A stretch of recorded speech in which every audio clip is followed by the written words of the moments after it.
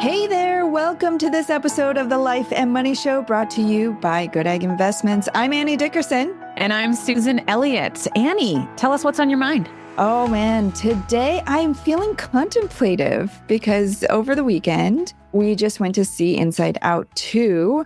Oh my goodness, my kids were blown away. But there's one scene in the movie that I've been replaying in my head over and over because it's helping me to work out something with my own emotions and how I process things and see the world.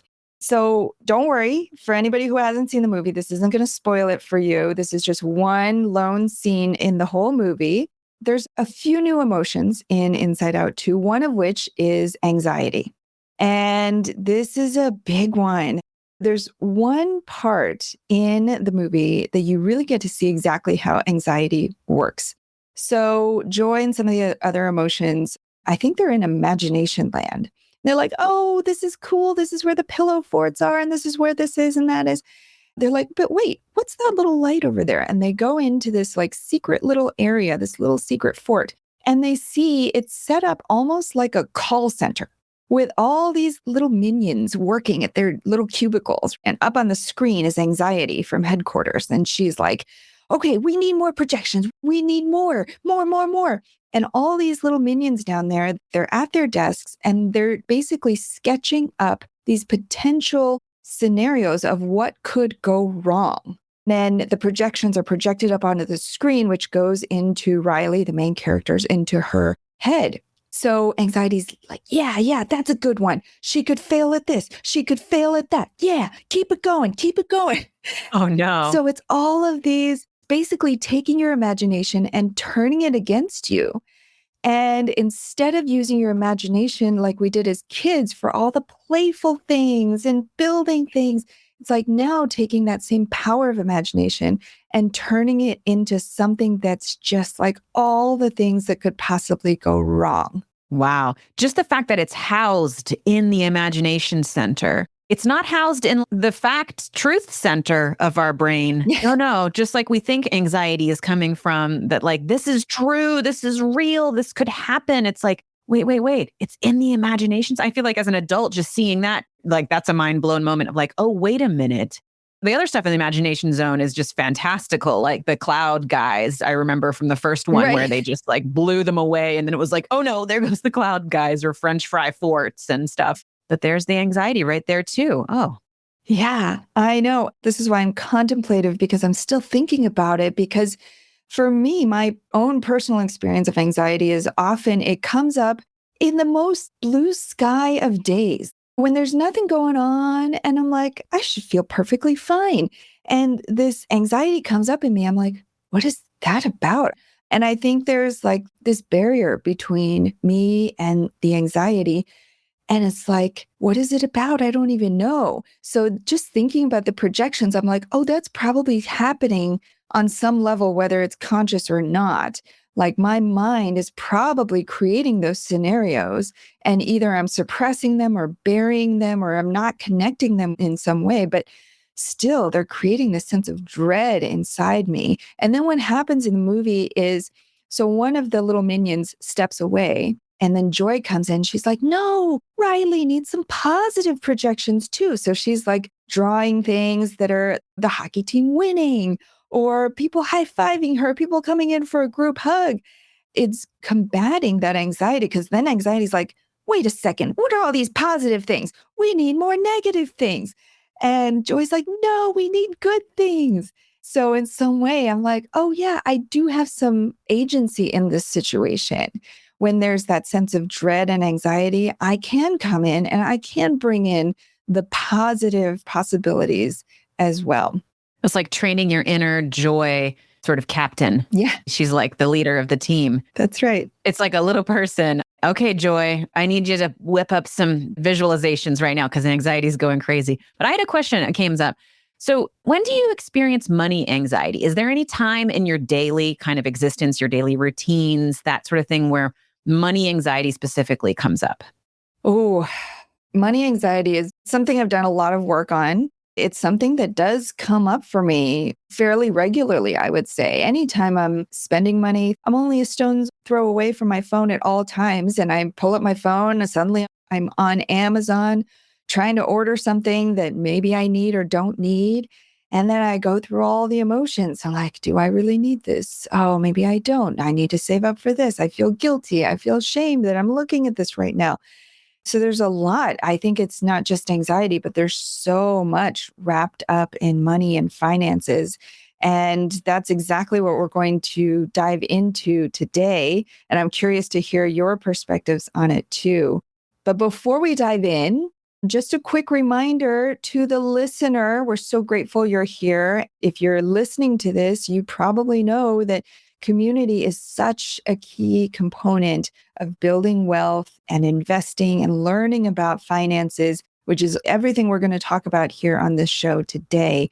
But if you're looking for a community to help you to learn and to grow and to invest, particularly in real estate, which is what we focus on, you are invited to join the Goodegg Investor Club. It's a community of people just like you who are looking to build wealth for their families through investing passively in real estate. To do that, you can go to goodegginvestments.com/invest. All right. With that, Susan, let's dive into the core of our conversation today, which is a huge topic. We're talking about this huge wealth transfer, this transition of money from traditionally a male dominated world of finances and money to where more and more women are taking the lead, taking the reins, taking the control in finances and money, both within their households as well as personally. And it's a huge, huge shift. So I just wanted to ask you first and foremost, have you seen this out in the world? Have you heard about this with friends, with family? How has it impacted your life? I think as I've become a financial adult, which is a great term, I think we need to embrace more. And it took me through my 20s, which I think is probably pretty normal, to realize, oh, I have to manage this. I have to get on top of this. And I think as I've done that, I've got married. I am for sure the CFO of our family. I'm training my husband up on the accountant position. It's open for jobs. So he's doing a lot of that stuff, but I'm the one making the high level decisions. And we just defaulted into that because I'm the one that thinks in that way. And as I talk to more of my friends, it turns out that a lot of the females, at least in sort of a heterosexual relationship, are the ones that are thinking about finances or that are managing their money in a certain way. And I remember thinking to myself, interesting, because when we went and saw that initial financial advisor, they were talking to Adam. They weren't talking to me the whole time. And when I look at sort of investing images and products and your typical stock market, it's just a bunch of white males in suits with a token female in there. So there's this interesting. That's not my experience in reality, but I have such a small sample size that it's easy for all of us to think that oh, maybe this is just me or maybe this isn't the norm, but it's true. I mean, the statistic that this article that we're kind of really piqued Annie and I's interest here is that among married women, 30% more of them were making financial and investment decisions in 2020 compared to just 5 years earlier. A 30% increase in just 5 years as of recently. And that's a statistic that points to that women are taking on the reins of making the financial decisions in their families, and married couples at least. Yeah. And what about you? Did you always feel like a CFO boss, or is it just recently? Definitely not. Definitely the opposite of that situation. I grew up learning to save. My parents taught me to save. That was really the key lesson. If I could master just that one thing, they were like, yep, you've got the whole money game. So when I got married, my husband knew more about money and finances at that time than I did. I was totally fine with that. I was like, I don't even care to learn. I think partly because I was intimidated by it. And there was just so much other things I wanted to focus on in my young adult life, like climbing the corporate ladder, thinking about having kids and buying a house. Things like that were more on my mind. The money at that time, at least, it was a tool to get to some of those things. But I wasn't really thinking about long term, or I wasn't thinking that it would be possible to retire early. I was just like, let me just try to create a comfortable situation here while checking off some of my life goals. And money was always in the background, but I had a similar experience where we went to talk to a financial advisor and I'm like, hello, I'm over here too. I'm in the room. Is it just the two of you guys or do I get to make any decisions? And there were some things that I didn't fully understand, but I also didn't feel very comfortable in that environment when it seemed like kind of a bro environment. I didn't feel comfortable to ask those questions. So I just kind of nodded and smiled and I was like, yep, yep, okay. Then later we got home and I'd ask my husband all the questions. So that was definitely more my experience. But gosh, it feels so good to know one, that this is happening, that more women are taking control. Women are making more money than ever before. There are more women in the workforce. There are more women starting businesses and in general, just out in the world. And so it's very exciting to see that. And I don't know what the word for it is, but I guess it normalizes my experience to know that I'm not alone in sitting in that room with a financial advisor and feeling like, ugh, I don't belong here. I'm out of my league. I shouldn't be here. But knowing that it's not me, the system was not designed for people like me. And thankfully, it's changing now. People are learning more how to connect with women and to advise women, to support women as they take more control of their finances. But it just helps to know that, oh, thank goodness, there wasn't something wrong with me, that I didn't know the answers to all those questions, or I didn't feel like I belonged in that room. Absolutely. It's like there's some catching up to do. Like all of a sudden, women are becoming leaders in the home in terms of finances, whether they make more, they manage it, they are the ones who decide. I ignored it for a while too. I was a saver, which means I didn't accrue a lot of debt, thankfully, but I did not understand investing. I mean, I had even a vague sense of budgeting. I definitely got surprise expenses, like yearly stuff that I just couldn't plan for very well. And I got to a breaking point. Speaking of my little anxiety center, and my imagination went haywire. I mean, it was like financial anxiety took over that anxiety center. It was like all the little minions were like, oh, Yeah. money.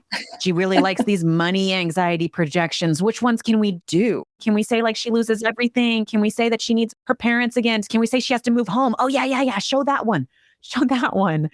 I like took things over at that point where I think that was my nature of we've got to take this and run with it and have a plan and invest. And so I think that's how I stepped into that role. But yeah, as more women are continuing to step into this role, the industry has to like step up to help us in different ways. And I just love that there is this acknowledgement of we can look at money, investing, and finances differently. And maybe it's sort of the feminine side of our brain, maybe it's a masculine side of our brain that has been dominating it before. And I say that specifically because it's not just a gender thing too. I think there's probably a lot of men out there who don't see money and finances the same way as other men because maybe they look at it through a different lens that maybe would categorize as feminine. For example, looking at the emotions behind investing and how that drives our behavior. And our behavior drives our actions, and our actions drive the results. So if we're ignoring the emotion side of it, that was like taking a huge piece of that puzzle away.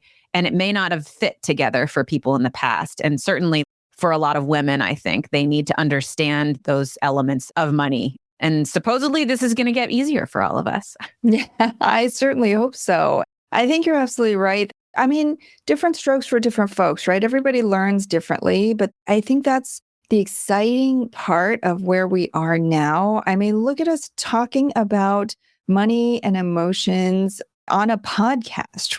Here we are in our home studios recording this, and anybody in the world could find it and listen to it.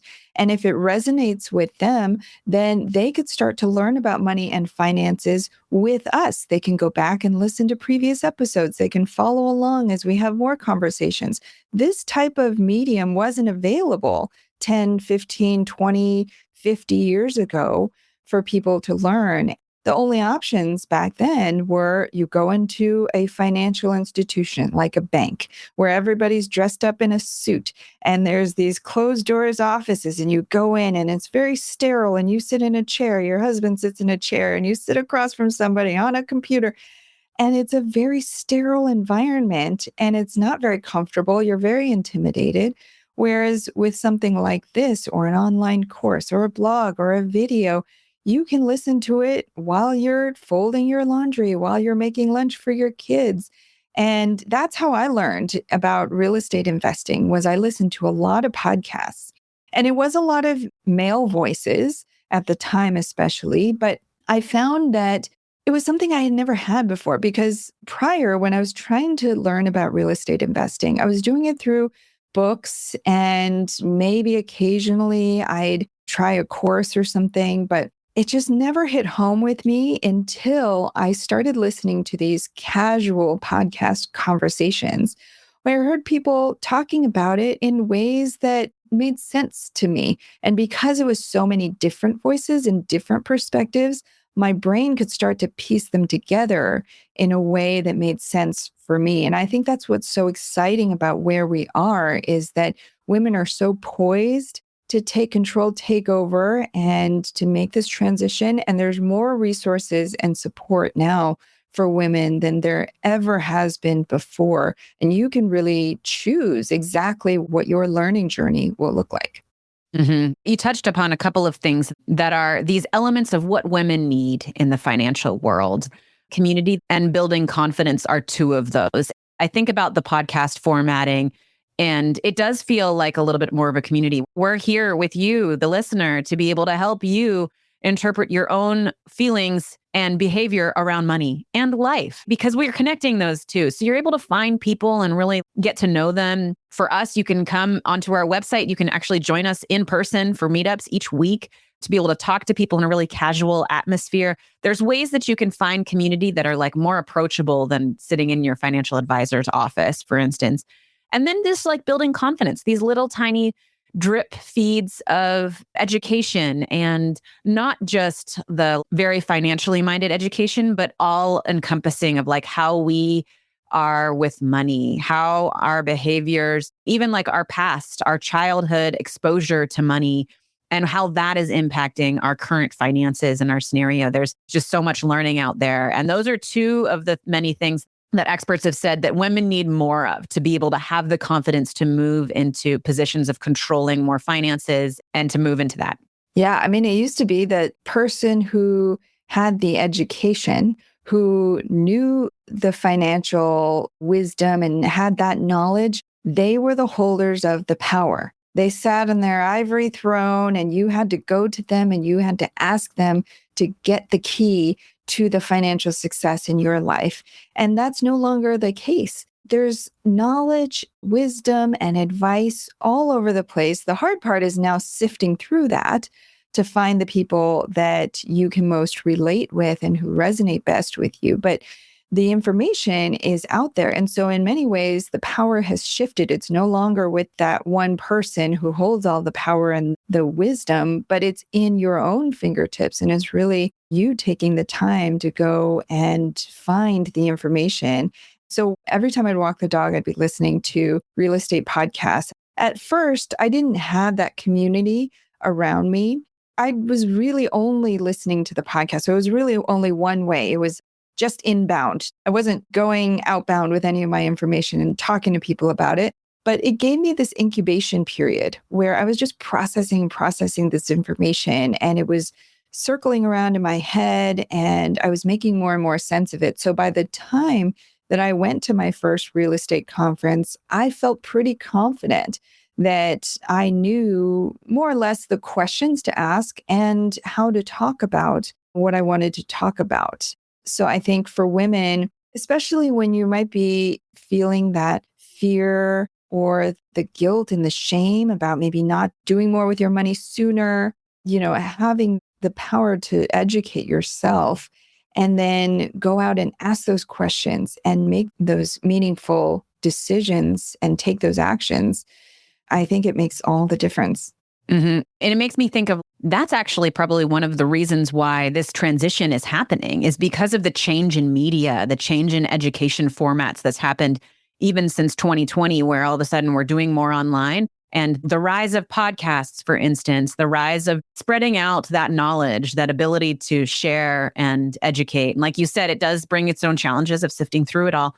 But that I think is empowering more women to be able to say, I think I know more, or I'm able to learn more. I'm able to educate myself in the ways that feel good to me, or answering my own questions. Another element that was cited that women need more of is just honest conversations about the emotions around finance and investing. And we've said that already, but the fear, the shame, the guilt, the anxiety, our little anxiety control centers, and figuring out those stories that are being told so that you can break them down and say, oh, that's just in my imagination center. That's not part of fact or truth about who I actually am and my identity. And I think being able to connect all of that back to money, it's no longer a separate thing, is I think part of the reason why we're seeing the confidence increase where women can say like, yeah, I'm going to make more money. I'm going to buy that house. Among solo households, more women own homes than men right now, which is incredible. So like real estate investing is becoming more confident for women. It's an exciting space to be in. And I love that this article brought this home. And this is something I heard from my early days of investing in real estate because I was attracted to the female thought leaders. I was attracted to you and Julie, for instance, in the beginning when I started learning about real estate investing and this podcast. But they say that women controlling more cash might just change the world. And I think about that as kind of my grounding, just like what we do with our money and how we think about the impact we want to have on our families and our communities. And not to say that men don't have these same thoughts and things, but I think just by the maternal nature, especially of being a mother for me and caring for the survival of a young new human into this world and wanting them to be able to have what they need to be able to confidently move forward, all of these things, like it makes me want to think about where I'm putting my money and maybe a little bit differently. And I think that's the change that they're referring to.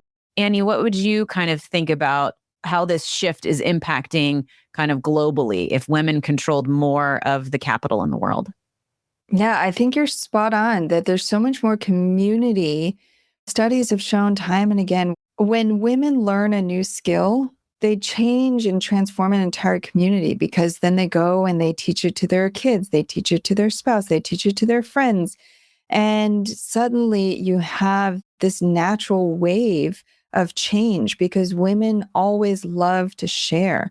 So that's a huge one. I think bringing money out into the open, talking about it and not making it so taboo. I mean, I'm a money professional. Like, this is what I do. I do finances and real estate investing. And even when I get together with my friends, I feel a little awkward bringing in the money into the conversation. So I know if I'm feeling that way, everybody else must be feeling that way too. So I think this transition, this wave will start to bring money into the light a little bit more rather than in the dark corners where it's been for so many generations, but bringing it out into the open a little bit more. And that makes it not so scary of a topic. And it also makes us all feel a little bit less alone in the money worries and the money stresses that we may be experiencing. And I think that makes a huge difference on an emotional and a spiritual level. As they say, money doesn't change who you are, it amplifies who you are. I know so many women who have this just hunger for impact. And they want to make a difference in the lives of their families, their kids, but also their communities. And I think the more that we can empower women with that financial education and equip them to take these actions, the more that it's going to have that ripple effect. And it reminded me of one exercise I want to leave the listener with. This is not from Inside Out, but this is something that I learned many years ago, actually from a podcast at a critical juncture when I was making a big decision in my life. And you can use this exercise for anything, especially if it relates to something you're feeling anxious about or fearful about or unsure about. It can be something as small as wanting to buy something that you're not sure if you should spend the money on, or buying that house, something bigger, or making that first investment. something that can be very scary.